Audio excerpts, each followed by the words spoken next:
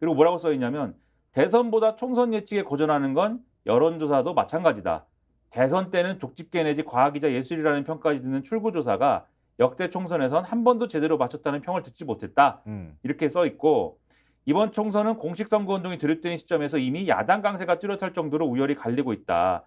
접전 지역으로 예상됐던 선거구에서 발표되는 여론조사마다 민주당 후보가 국민의힘 후보를 압도하고 있다. 현재까지 쏟아져 나온 선거구별 조사를 종합하면 민주당이 200석까지 넘볼 수 있다는 계산이 나온다. 여당 측도 이런 비관적인 전망을 인정하고 있다. 대통령 국정에 대한 비판이 지지보다 20%포인트가량 웃도는 정권 심판 여론이 정당 지지를 나타내지 않는 중도층 표심을 야당 후보 쪽으로 몰아가고 있기 때문이라고 한다. 선거 열세에 몰린 쪽에서 마지막 기대는 곳은 늘 숨어있는 샤이 지지층이다. 이번 총선에서도 보수 지지층이 여론조사에 응하지 않는 징후가 있는 게 사실이다. 여론조사 응답을 거부한 보수 유권자가 실제 투표에 참여한다면 예측치보다 여당이 선전할 수 있지만 여론조사와 마찬가지로 투표 자체도 기권한다면 여당 완패가 현실로 나타날 것이다. 막판 위기감을 느낀 보수층이 최대한 결집해서 그나마 다행이라고 안도의 한숨을 쉬게 될 수도 있지만 대통령의 불통의 성난 유권자가 총궐기에서 여당 백석이 무너지는 비상사태를 맞게 될지도 모른다. 그럴 경우 김건희 특검법의 거부권을 행사해도 재의결로 강제할 수 있고 입법을 통해 의대 증원 2,000명 방침을 무력화할 수도 있다. 그 운명의 갈림길이 일주일 앞으로 다가왔다. 네. 그 운명의 갈림길이 일주일 앞으로 다가왔다. 네. 기적을 보고 싶다. 네. 놀라고 싶다. 종로에서 특히 놀라고 싶다. 조선일보는 정말 이걸 어떻게 표현해야 돼요? 뭐 어떤 단어로 표현해야 적절할까? 네. 전략가들입니다. 네. 그치. 선거 전략가로 뛰어드는 거지. 혼자 전략 보도를 하는 게 짜고, 아니라. 혼자 전략 짜고, 혼자 작전을 실행하고, 혼자 선동하고 아주 바쁩니다 이분들은. 네. 네들. 근데 이렇게 드라마를 쓰기를 기대하고 있는 조선일보와의 마음과 생각과 달리 지금 악재가 굉장히 많은 상황이잖아요. 그러니까 가장 큰 악재는 의정 갈등 문제일 거예요. 전공이 이거 의대 정원 문제 이거 어떻게 풀 거냐. 이제 국민들의 불안감도 크고 그런 상황이었는데 일단 윤석열 대통령이 그 긴 51분 담화를 통해 가지고 자신의 입장을 밝혔는데 그 이후에 정부에서 유화 제스처를 계속 취하고 있는 거잖아요. 드디어 윤 대통령이 전공의까지 만날 생각이 있다 이렇게 얘기를 했다는 거 아니에요? 거기에 대해서 신문은 어떻게 보도하고 있는지를 한번 저희가 보여드릴게요. 경향신문 3면 한번 보시죠. 대통령 만남 제안, 정부 유화 손찌대도 전공의 묵묵부답 이런 얘기인데요. 일단 뭐 윤 대통령이 전공의 만날 뜻이 있다 이런 의사를 피력했잖아요. 하고 난 다음에 박민수 보건복지부 2차관도 중대본 브리핑에서 정부는 조건 형식의 구애 없이 소통할 준비가 돼 있다. 과학적 근거에 기반한 더 합리적이고 통일된 대안을 제시한다. 뭐 하겠다는 거야, 말겠다는 건 잘 모르겠지만 하여튼 그 윤 대통령 발언 그대로 옮기면서 열린 자세로 논의하겠다. 다 닫아두고 열린 자세로 논의하겠다는 거 같다 하는 것도 좀 그런데 하여튼 그런 입장을 밝혔어요. 그리고 난 다음에 의협, 의대 교수 등이 의료계도 역시 원칙적으로 환영한다는 입장을 밝히고 있지만 전공의들은 요지부동이다.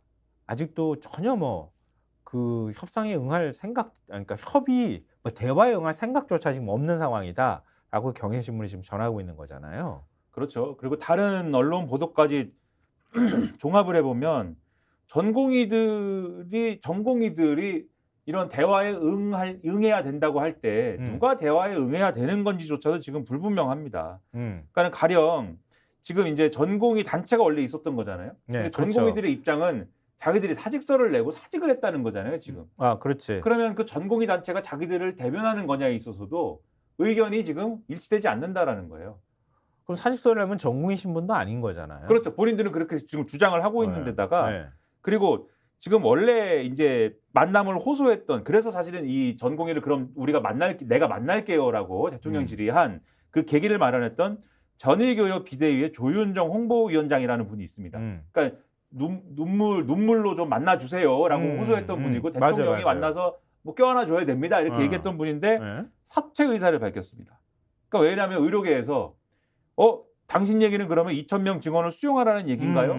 또 조건 없이 대화에 응하면 들러리만 서는 거 아닌가요? 이런 비판이 나왔기 때문에 이거는 저의 개인적인 의견에 불과했습니다라고 얘기했지만 의료계 내에서 수습이 안 되다 보니까 결국 이분은 또 사퇴하고 그래서 사실은 전공의를 만날 수 있는 동력은 사실은 오늘 보도를 종합을 해보면 상실됐다.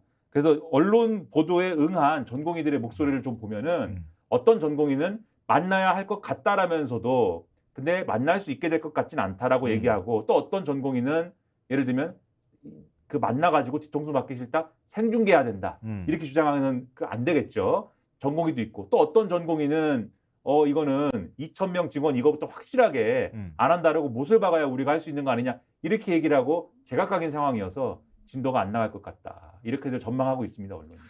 근데 총선 결과에 늘 놀라곤 했다고 하는 조선일보 사설에서 어떻게 지금 조언하고 있는지도 전해드려야 될 것 같은데요. 윤 전공의 대표 만나면 설득에 앞서 충분히 듣길. 말 너무 많이 하지 말란 얘기예요. 귀 열어두고 들으란 얘기인데 어쨌든 직접 만나겠다고 윤 대통령이 밝힌 뜻에 대해서 환영의 입장을 밝히면서 그동안 전공의들을 향해서 책임 있는 대표단을 구성해 대화의 자리로 나와달라 이렇게 정부가 여러 차례 요청을 했지만 전공의들은 묵묵부답인 상황이다. 근데 사태가 지금 장기화되면서 국민 불평과 불안은 환자 불안들은 계속 커지고 있는 상황이다. 이렇게 전하면서 그러니까 윤 대통령이 대국민 담화에서 증원 규모 재조정 문제도 논의할 수 있다고 하는 입장을 밝혔으니 일단 융통성이 생긴 것 아니냐. 일단 제일 필요한 거는 전공의를 대통령이 직접 만나서 대화하는 것 아니겠느냐. 이러면서 이런 조언을 합니다. 조선일보가. 전공의 대표들과 만나면 윤 대통령은 설득하기에 앞서 마음을 열고 충분히 들어야 한다. 전공의 대표들의 말에 귀를 기울이는 것만으로도 많은 문제가 해결될 수도 있다. 이번 사태를 악화시킨 큰 요인 중 하나인 대통령이 일방적으로 밀어붙인다는 인상을 불식시키는 데도 도움이 되고 어떻게든 이 문제를 풀어보려고 인내하는 대통령의 자세가 국민을 안심시킬 수 있다. 경청하는 과정에서 윤 대통령이 생각지도 못한 포인트를 찾을 수도 있을 것이다. 정부가 더 유연성을 발휘하고 의료계도 책임 있는 자세로 대화에 임하면 많은 문제들에 대한 가닥을 잡을 수 있을 것이다. 너무 멋진 조언 아니에요? 걱정이 되는 거죠. 1시간을 얘기하면 59분을 말씀하시는 분이다라는 게 있는 데다가 국민들을 상대로 해서도 51분 동안 말해요. 그렇죠. 전 국민이 확인한 거 아닙니까? 대국민 담화를 통해서 실제 51분을 그러니까 말씀하셨다. 59분 대통령이라는 걸 국민들이 생생하게 라이브로 다 확인한 거잖아. 그렇죠. 그러면 전공의를 요렇게 만나도 아마 전공의들이 대화에 응하러 왔습니다 하면은 자, 내가 2,000명을 왜 생각했느냐에 대해서 막 또 그러면은 전공의들이 야, 이건 안 된다 이렇게 생각할 거 아닙니까? 네. 그걸 우려하겠죠, 조선일보는. 그렇게 우려는 우려인데 정부가 그러면 설득을 하고 경청할 자세를 갖고 있다는 걸 보여줘야 될 거 아니에요. 그러면 일단 2,000명 증언에 관해서 이게 논쟁 사안이라고 하면 정부가 일단 진행 사항들 잠시 멈춰둘게 와서 대화하자. 이렇게 해야 맞는 거 아니에요? 그렇죠. 근데 할 거 다 하고 난 다음에 와서 대화해. 그러면은 59분 또 얘기하겠다는 뜻밖에 안 되는 거잖아. 그걸 보여주는 게 지면이 있습니다. 한국일보 8면 보여드릴게요. 의대 증원 배정 중지를 이렇게 되는데 정부는 교수 증원에 박차. 이렇게 지금 얘기를 하고 있는 거예요. 이 얘기가 뭐냐면 그러니까 의대 학생들 정원을 늘리게 되면은 결국은 우리가 여러 차례도 얘기했지만 과연 교육시킬 여건이 돼 있느냐 이런 거 아니에요? 그렇죠. 교수도 없고 지금 김장 장갑 끼고 뭐 한다 그랬지? 해부 실습한다 그랬나요? 그렇죠. 네. 해부 실습을 김장 장갑 끼고 하는 지경까지 돼 있는데. 원래 의료 장갑이 있어야 되는데 네. 그것이 모자라서. 그러니까 이 정도로 열악한 상황인데 갑자기 학생을 뭐 현재 정원에 한 4배씩 막 늘리거나 이렇게 해버리면 제대로 된 교육이 되겠느냐 이렇게 얘기를 하고 또 지금까지 이렇게 정부가 유연한 태도를 보였다고 말은 하고 있는데 오히려 교수 증원엔 박차를 가한다? 그럼 계속 증원 쐐기 말뚝박겠다는 얘기나 다름이 없이 느껴지는 거잖아요. 그렇죠. 그러니까 이 기사에 이제 쭉 이제 지금까지 대통령이 뭐 했는지 등등이 쭉 나오면서 이 관련된 내용이 이제 한 문장이 있는 건데 네. 의대 전임 교수를 2027년까지 1,000명 증원한다는 2월 말 발표의 후속 조치로 이달 8일까지 대학별로 필요한 교수 수요를 제출받겠다며 의대 증원을 계속 추진하겠다는 의지를 보였다. 이런 것이고 그다음에 어제 윤석열 대통령이 오찬을 김형석 연세대 명예교수하고 가졌거든요. 네. 최고령 철학자이자 수필가로 알려져 있고 맞아요. 화제가 됐어요. 네, 여기 연령이 104세라고 되어 있습니다. 맞아요.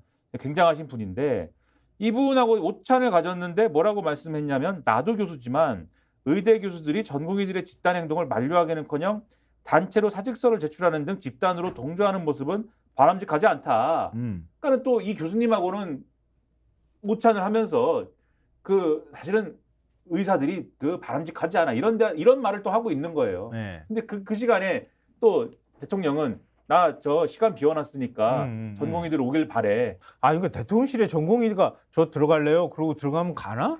그러게요. 그것도 이상하고. 그 대통령이 그렇게 한 거예요? 나 전공의들 기다리고 있을 테니까 일정 다 비워두고 나 가만히 있을 거야? 기다릴 거야? 와. 그렇죠. 그리고 이제 오늘 이렇게 얘기하는 거죠. 기다렸는데 안 오대. 참 야박한 사람들이야. 대통령 기다리게 할 수 있어? 이렇게 얘기하려는 거 이게 아닙니까? 도대체 뭐 하는 건지 모르겠어. 스픽스는 말하는 언론입니다. 대세는 유튜브, 그중에서 스픽스. 좋아요, 댓글, 구독, 알림 설정. 여러분이 저희를 사랑해 주시고 우리가 여러분을 사랑하는 4가지 방법입니다.